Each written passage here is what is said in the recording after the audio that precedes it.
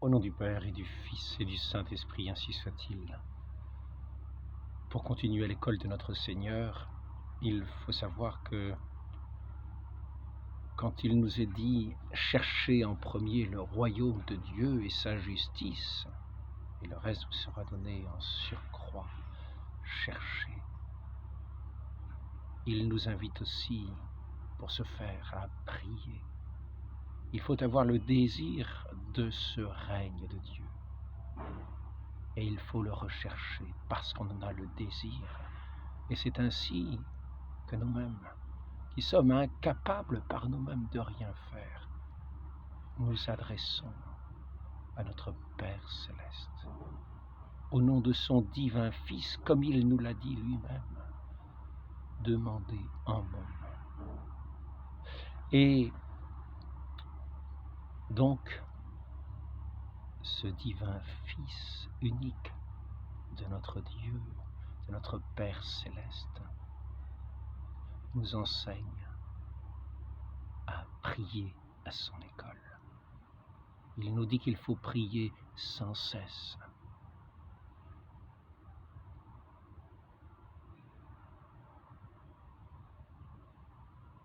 Et on pourrait se dire, qu'est-ce que la prière? Eh bien, d'une manière toute simple, je pourrais dire que la prière est véritablement la relation de l'amour entre les personnes divines. Cet échange mutuel d'amour, cette vie dans l'amour, dans la charité, qui est Dieu lui-même, et qui vient se communiquer à nous, car ce Fils, le Fils unique et éternel du Père, son Verbe éternel, celui qui est la connaissance du Père dans sa plénitude et qui reçoit du Père le don éternel de son amour dans sa plénitude et qui est cet Esprit Saint. Ce Fils s'incarne parmi nous pour être notre tête et nous son corps et établir entre lui et nous cette même relation, cette relation d'amour, cette prière incessante du cœur, cette prière en esprit et en vérité.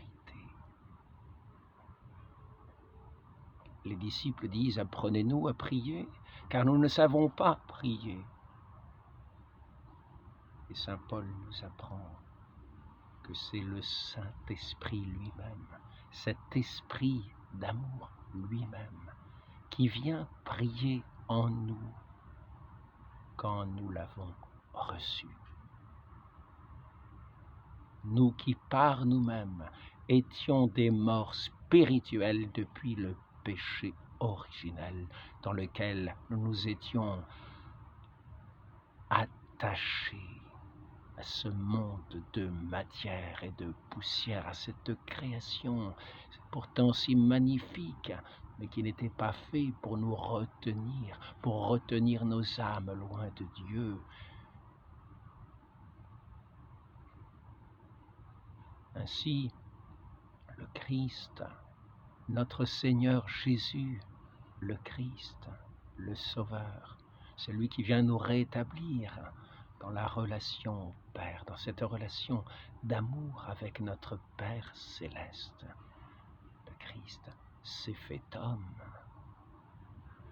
Dieu s'est fait homme celui qui est la plénitude de la connaissance du Père, celui qui reçoit tout l'amour du Père dans sa plénitude, dans le Saint-Esprit, celui qui est le Christ, Jésus, le Christ, le Sauveur, loin du Saint-Esprit, non pas loin, éloigné, mais loin de l'onction du Saint-Esprit, dans sa plénitude, puisque le propre de l'amour est de se donner dans la plénitude. Le Père ainsi s'est donné dans la plénitude au Fils, dans son amour. Et cet amour, c'est le Saint-Esprit.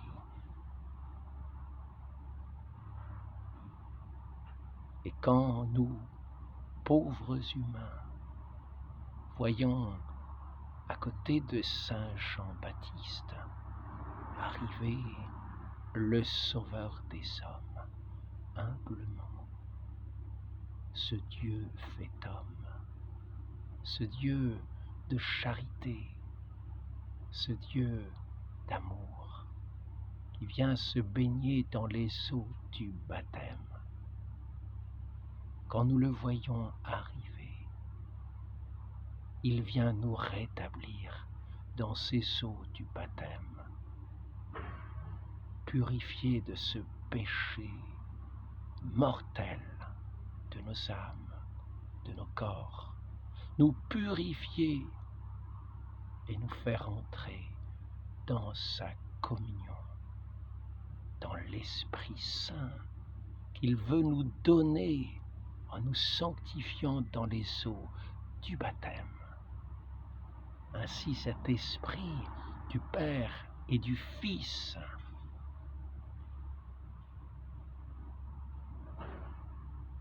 nous qui voyons approcher ce Fils unique, cet homme, Dieu, ce Dieu fait homme, qui s'est fait notre pain vivant, descendu du ciel pour nous nourrir à ce pain de l'amour divin, céleste, nous régénérer, nous rétablir dans l'union avec lui. Ce rétablissement dans l'union, cette communion d'amour, c'est la prière. Cette prière incessante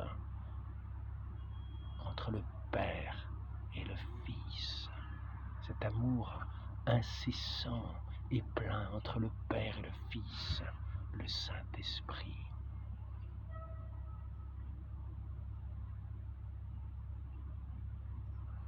Nous est communiqué, nous donne d'entrer dans ce mouvement et ainsi d'entrer dans cette vie de la prière, de l'union, de la communion à notre Père céleste, par ce Fils qui est venu se faire homme, dans l'humilité, dans la pauvreté de la crèche, dans la pauvreté de sa vie, dans la pauvreté de la croix, dans le don de lui-même, c'est-à-dire dans l'amour, qui nous invite à nous donner et à nous remettre. Ainsi, cette prière que nous adressons au Père est une prière qui doit être incessante. Et la première chose que nous faisons dans la prière et que le Christ nous enseigne, notre Sauveur, notre Dieu, ce Fils unique, ce Dieu fait homme, en qui est toute la plénitude de la divinité, en dehors de laquelle nous ne trouverons que du néant. Ce Dieu fait homme, lorsqu'il nous apprend à prier, lorsqu'il nous dit de faire advenir le règne, nous dit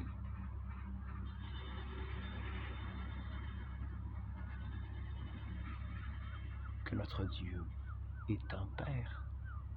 C'est-à-dire qu'en fait, nous reconnaissons dans la prière ce Dieu immense pour notre Père.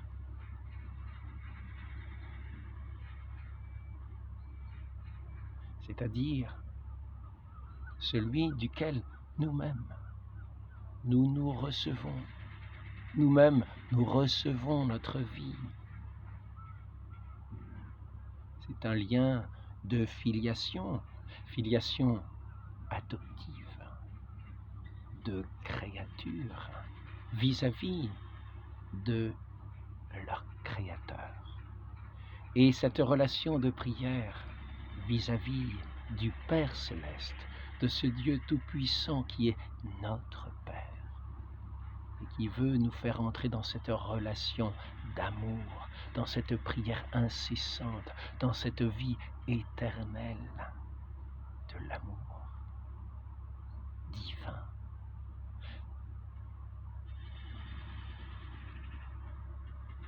Comme homme, comme créature, nous le vivons dans la reconnaissance de ce qu'il est, c'est-à-dire notre Dieu. Et dans cette relation d'amour, nous l'adorons en toute reconnaissance de ce qu'il est et de ce que nous sommes, dans le respect de ce qu'il est et de ce que nous sommes et de ce qu'il a fait. Et ainsi nous adorons son nom divin. Notre Père qui est aux cieux, c'est-à-dire qui n'est pas de ce monde. Comme le Christ nous enseigne que nous ne sommes pas non plus de ce monde. Si notre Père est notre Père des cieux, c'est que nous ne sommes pas de ce monde. C'est qu'il nous a créés pour être devant lui, à ses côtés, dans ce ciel d'éternité bienheureux, et non pas rampant sur cette terre. Notre Père qui êtes aux cieux, nous sommes vos enfants, nous aussi appelés à être des cieux.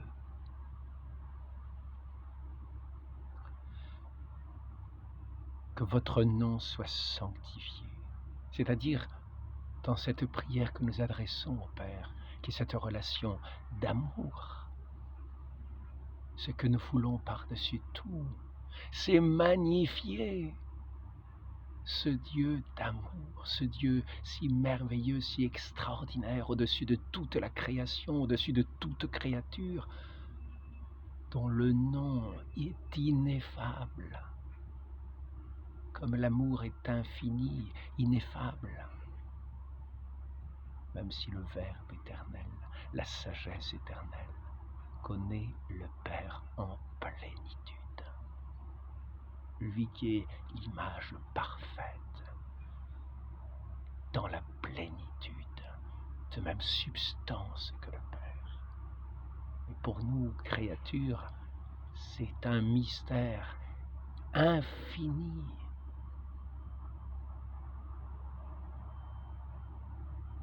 Ainsi, notre vie comme créature, comme enfant de Dieu, sera de louer ce Dieu d'amour éternellement, de sanctifier son nom, et non pas de le mépriser, de le fouler à terre, plus bas que terre, de le blasphémer. Que votre nom soit sanctifié, que votre règne arrive. Et c'est ici que nous demandons que ce règne de Dieu vienne, c'est-à-dire ce règne de l'amour, parce que c'est un don. Ce Dieu qui est tout amour se donne tout entier au Fils, le Fils tout entier au Père. Cette plénitude du don, cette plénitude de l'amour, c'est le Saint-Esprit qui nous est aussi donné, mais qu'il faut, nous pauvres créatures faites de glaise, d'eau et de terre, qu'il nous faut, comme enfants de Dieu, recevoir et demander comme des pauvres, demander, comme des enfants confiants en leur Père, qu'il ne leur donnera pas un scorpion s'ils leur demandent un pain, s'ils leur demandent le pain vivant venu, descendu du ciel, pour être notre pain et notre vie. De même,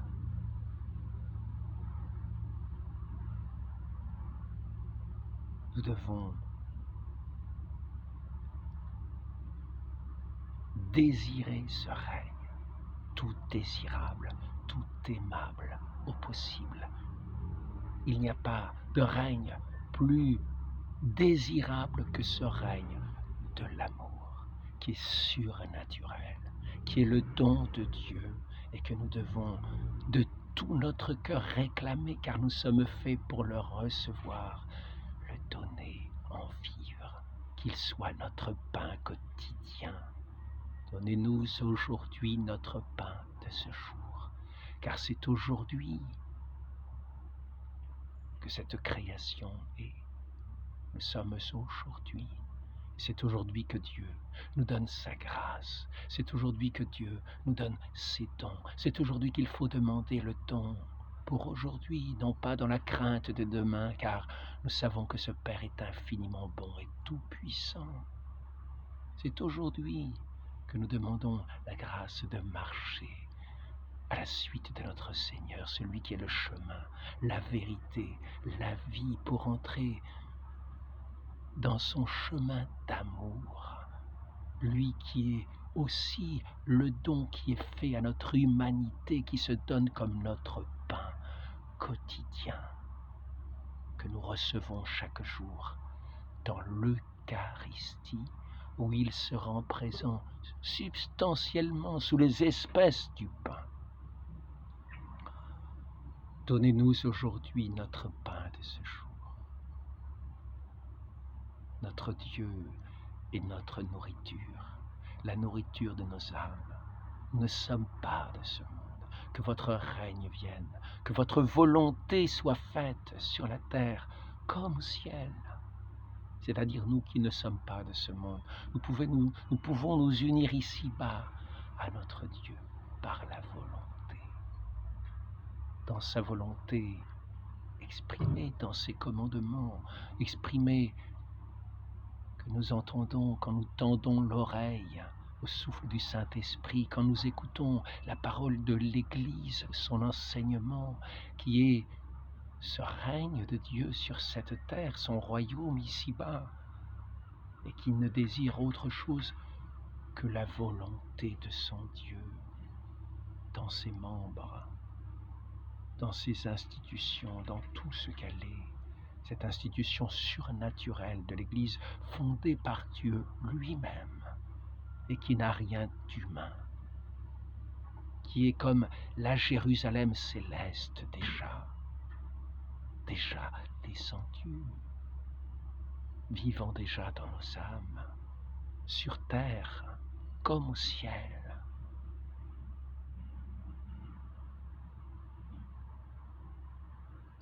Ce Dieu est notre Père, notre tout, notre vie. Il règne en nous. Son nom est magnifique au-dessus de tout. Il est quasiment l'ineffable tant il est merveilleux et que nous ne trouvons pas de paroles pour le dire.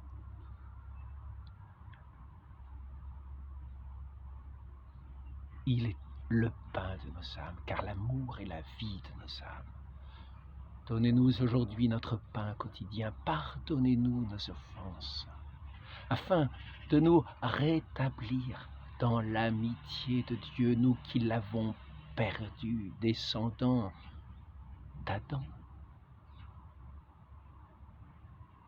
abîmés de la tâche originelle, qui est la mort de l'âme, parce qu'étant ici-bas sur cette terre, ayant préféré s'attacher au bien du monde, plutôt que de vivre dans ce règne de l'amour de Dieu, dans sa reconnaissance, dans sa toute-puissance, dans sa merveilleuse divinité. Nous nous sommes repus de terre et nous nous sommes enorgueillis dans la terre. Et ce péché nous est transmis de génération en génération, incapable du don de Dieu, incapable de le recevoir, incapable de nous donner. Pardonnez-nous nos offenses. Rétablissez-nous dans votre amour, dans ce lien de la vie éternelle de nos âmes que vous êtes nous-mêmes, vous, Père, qui vous donnez à nous dans votre Fils unique, par le Saint-Esprit d'amour. Comme nous pardonnons, car notre Dieu étant amour est aussi toute justice. Et il nous est signifié que si nous ne pardonnons pas aux hommes leurs offenses, Dieu ne pardonnera pas non plus nos péchés. À la mesure dont nous agissons, il va agir. À la mesure dont nous aimons, dont nous sommes capables de recevoir son amour, il nous donnera son amour. Mais celui qui ne pardonne pas est fermé à l'amour et à la grâce, et nous ne pouvons pas entrer dans son pardon, qu'il veut pourtant nous donner. Mais c'est une barrière infranchissable. Si nous ne pardonnons pas, si nous sommes attachés à tant au bien de la terre, si nous rejetons celui qui est notre frère, la créature de ce Père, tout de bonté, dont nous voyons un enfant devant nous et que nous n'aimons pas cet enfant, que nous refusons le pardon, que nous voudrions du bout des lèvres demander à Dieu, mais ce pardon est pour nous impossible. Si nous nous fermons à l'amour, à la grâce, Dieu ne peut pas nous donner sa grâce. Si nous ne pardonnons pas, nous ne recevrons pas le pardon. Nous ne pourrons pas recevoir ce don du Saint-Esprit si nous sommes incapables de nous donner dans l'amour. Pardonnez-nous nos offenses comme nous pardonnons à ceux qui nous ont offensés. Ne nous laissez pas succomber à la tentation de toutes les suggestions diaboliques, de toutes les suggestions que ce monde offre à notre vue.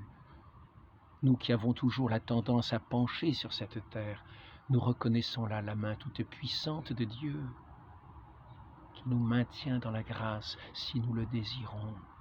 Et nous demandons cette grâce à Dieu notre Père, à ce Dieu que nous reconnaissons comme notre Dieu, tout puissant et tout aimant, tout juste, ce Dieu de vérité.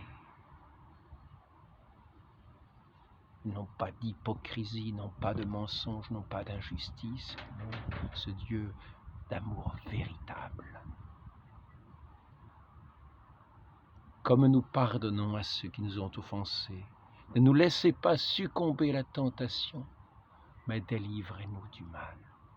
Et là encore, demandons à ce Père céleste, à notre Père, de nous délivrer de tous les maux qui nous guettent, de toutes les suggestions diaboliques, de tous les liens qui pourraient nous retenir d'aller vers lui dans notre patrie céleste pour le louer éternellement. Demandons donc à l'école de notre Seigneur d'entrer dans ce règne de Dieu, dans ce règne de l'amour du Père céleste qui se donne à nous dans son Fils, et que nous recevons, que nous honorons ce Fils qui est Dieu lui-même, qui s'est fait homme parmi nous, dans la proximité. Il s'est fait notre semblable, car l'amour se rend semblable à celui qui l'aime, pour nous attirer à lui et nous amener dans la maison de son Père, où il y a de multiples demeures, non pas en dehors de notre Seigneur, car il est l'unique chemin, la vérité, la vie qu'il nous faut suivre, à la suite duquel il nous faut marcher. Ainsi, nous parviendrons dans ce royaume du Père céleste. Et c'est ici aussi l'école de notre Seigneur, cette école de la prière qui est une école de l'amour, de la vénération, de l'adoration, du respect, cette relation à notre Père céleste, à notre Dieu d'éternité, qui nous veut entrer dans son éternité, dans ce lien d'amour, de prière éternelle et de louange. Qu'il en soit ainsi, sous celle qui a été ici-bas la femme de la prière par excellence, et qui a demandé à son Père céleste que ce règne de l'amour vienne, car avant tout, pour entrer dans ce règne de l'amour, il faut recevoir celui qui est le chef de ce règne et qui s'est fait homme ici-bas, notre Seigneur Jésus-Christ, incarné dans le sein de la Vierge. Que la très sainte Vierge et Immaculée Conception demander de venir à son Père céleste sans pour autant imaginer un seul instant qu'elle en serait la mère, cette humble servante du Seigneur. Que nous soyons nous aussi, pour entrer dans ce règne, les humbles servants de notre Maître, du chef de ce royaume, qui est la porte de ce royaume, et il n'y a pas d'autre porte. Il est le chef de ce royaume, et si nous voulons entrer dans ce royaume d'amour, nous devons l'avoir pour chef, lui qui était couronné d'épines dans l'humilité, parce que son règne d'amour est un règne d'humilité. Que nous suivions toujours ses traces, au nom du Père et du Fils et du Saint-Esprit, ainsi soit-il.